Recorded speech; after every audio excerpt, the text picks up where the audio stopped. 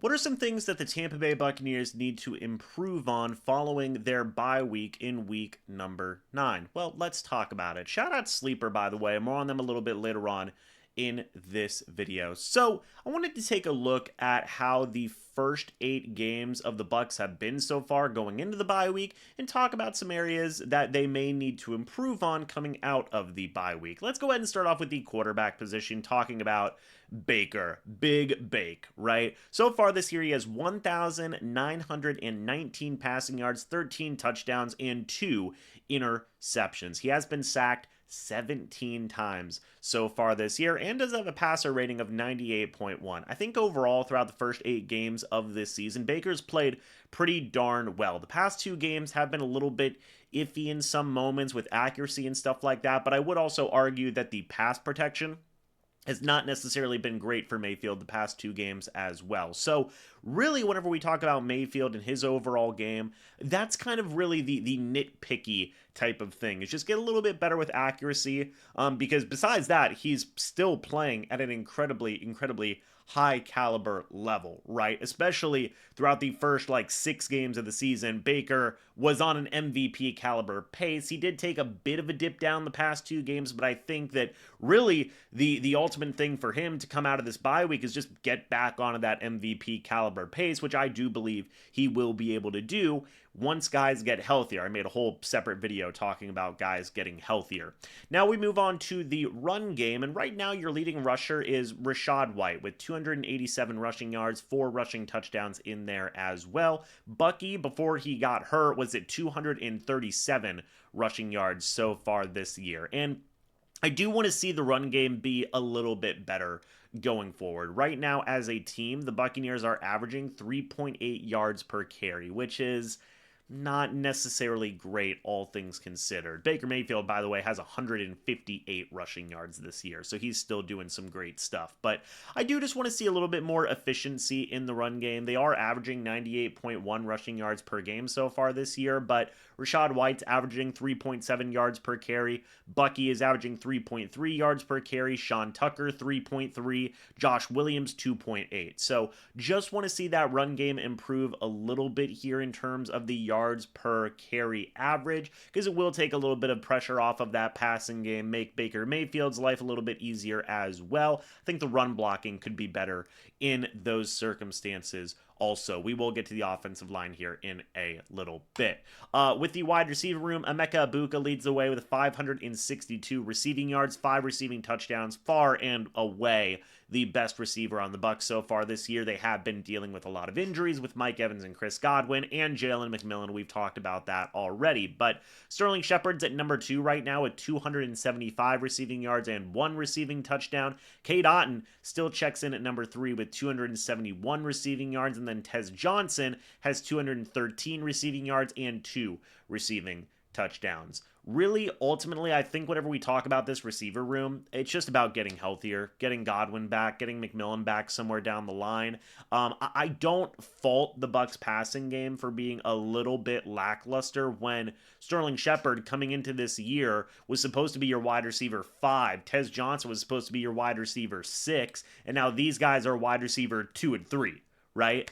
You've also got just other chip-in guys who have been helping. Cameron Johnson, he was supposed to be like your wide receiver 7. Ryan Miller was supposed to be like your wide receiver 8, basically. It's just been a whole heck of a long process with this wide receiver room. So really, whenever we talk about guys getting separation, whenever we talk about guys making better catches, yeah, you could throw that in there, but really that's kind of nitpicky at this point because, again, your 5th and 6th wide receivers are wide receivers 2 and 3 right now. So really just getting healthier has been my main focus for that receiving room so far this year, and just have Emeka Egbuka keep on doing Emeka Egbuka things. He's also been on a little bit of like a thing the past couple of weeks. I hope that he will be better coming out of the bye week. Whenever we talk about special teams real quick as well, look, Cameron Johnson's actually been doing a pretty good job in terms of his return game and stuff like that. He has a kick or a punt return long of 54 yards, a kick return long of 31. So he's done a pretty good job this year as a return man, more so as a punt returner than as a kick returner. Whenever we talk about other things to improve on special teams, though, Chase McLaughlin's back. He has attempted 21 field goals this year. He's missed 17, but a lot of that came in the first 2 weeks of the season. He has the longest field goal made so far this year for the NFL with a 65-yarder, second longest field goal in NFL history. Can't even complain about that. But really, McLaughlin has come back in full swing. Riley Dixon, it's been better the past couple of weeks, right? We saw major issues in week 2, 3, stuff like that with blocked punts. Still leads the NFL in blocked punts, by the way, with 2. But the overall special teams unit has gotten better, I would say, in terms of punt coverages, kickoff coverages, stuff like that. Much better in the past couple of weeks than what we saw at the start of the season, okay? Dixon is averaging 46.7 yards per punt, which is fine, I think, all things considered. He has also had 12 punts in the 20. So 40% of Dixon's punts so far this year have been in the opponent's 20-yard line. That's not bad at all. So really, when I think about the special teams improvement and things that they could be better in, just keep on riding this positive wave, right? McLaughlin's doing better. Dixon's doing better. It seems like the special teams stuff is doing better as well in terms of coverages and not having any more blocked kicks, which is great. Keep doing that. Please, please, please keep doing that, because we don't want to see any more blocked field goals. We don't want to see any more blocked punts. We already saw 3 of those at the beginning of the year, and that's 3 too many in my opinion.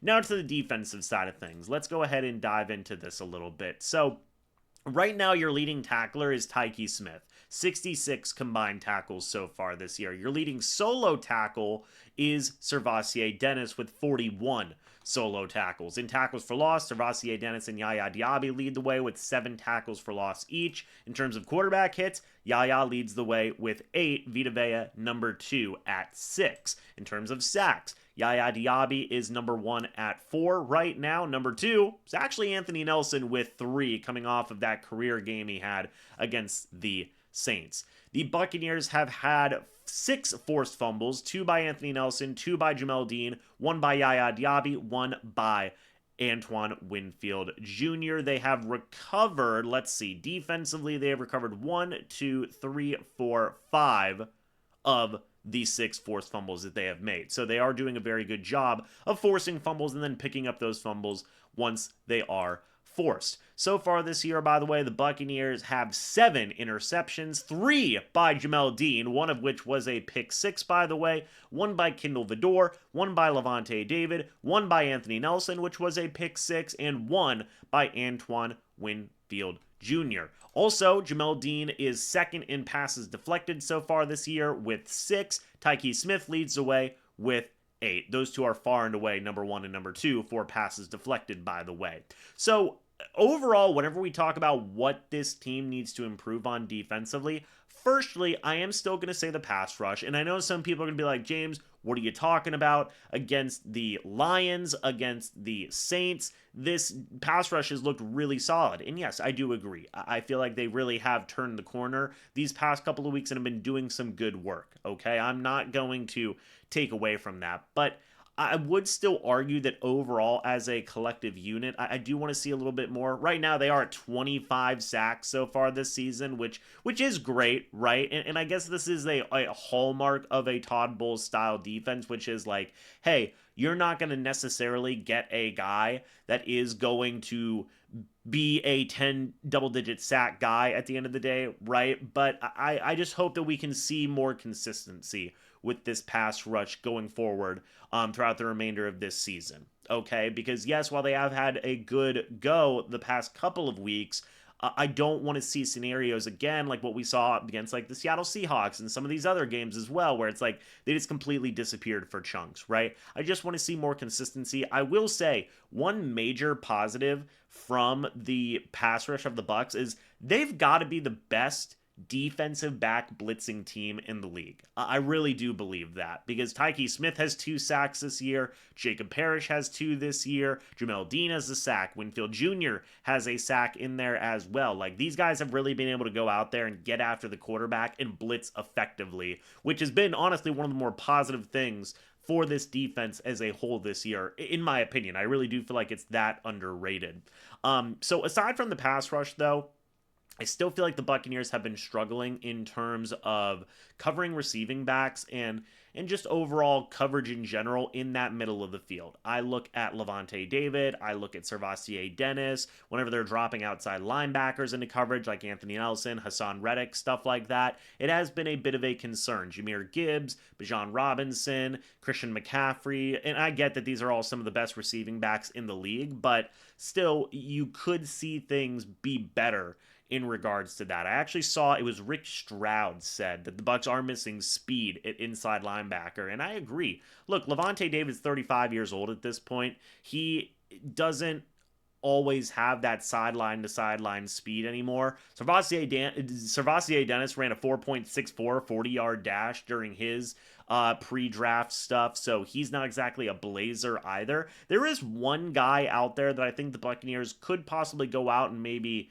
grab if you do want to go see some more speed on the defensive side of the ball at inside linebacker, but we will save that for a separate video. Deion Jones, again, not exactly like the speediest inside guy in the world, and I feel like that does affect their overall coverage ability, because we've seen so many times where, you know, Christian McCaffrey catches the ball, Servassier Dennis is the only guy near him, and he's like 5 yards away, huffing and puffing, trying to chase him down, right? So it just, that has been a tough part for the defense, in my opinion. But, I mean, hey, they are improving on takeaways. They have 7 interceptions so far this year, 6 forced fumbles, as I said, and 25 sacks. So overall, I think for the defense as well, it's just, hey, keep consistency with that pass rush, keep consistency with getting takeaways, and then also, you know, just get a little bit better in terms of covering that middle of the field, maybe get a little bit faster at linebacker if needed as well. But really, folks, and then finally, you know, I guess we can talk about the coaching staff.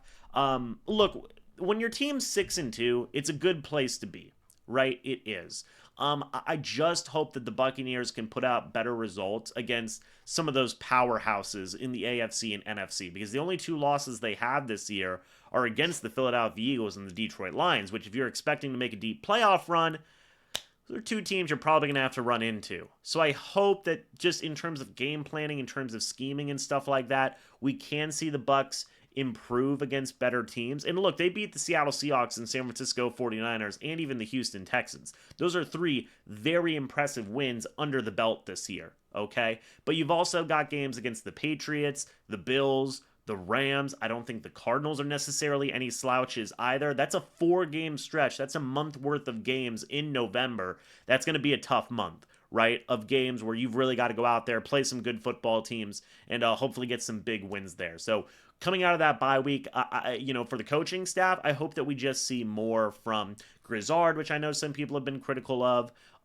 Bowles, and just seeing, you know, them game plan better against some of these top tier echelon teams, and hopefully the execution is better in regards to that as well. But folks, one more thing before we go ahead and head out. I do want to say shout out to the sponsor of this channel. It is Sleeper. If you guys do use the code MrBucs, you will get a 100% match up to $100. Again, that is whenever you use the code MrBucs. Also, whenever you guys sign up, you get $20 for free. Simple as that. Just for making a new account, they give you $20 to spend for free, everybody. So make sure you go download the Sleeper app today. I've been using it to make some picks on the Tampa Bay Buccaneers, which has been a very, very enjoyable process. It's as simple as just hitting a couple of buttons. So make sure you guys go download the Sleeper app today. Enjoy football the way it was meant to be. That is together. Shout out to Sleeper for being the proud sponsor of this channel. But guys, thank you all so much for watching. Hope y'all enjoyed. What do you want to see the Buccaneers improve on coming out of this bye week? Let me know. I would love to hear it.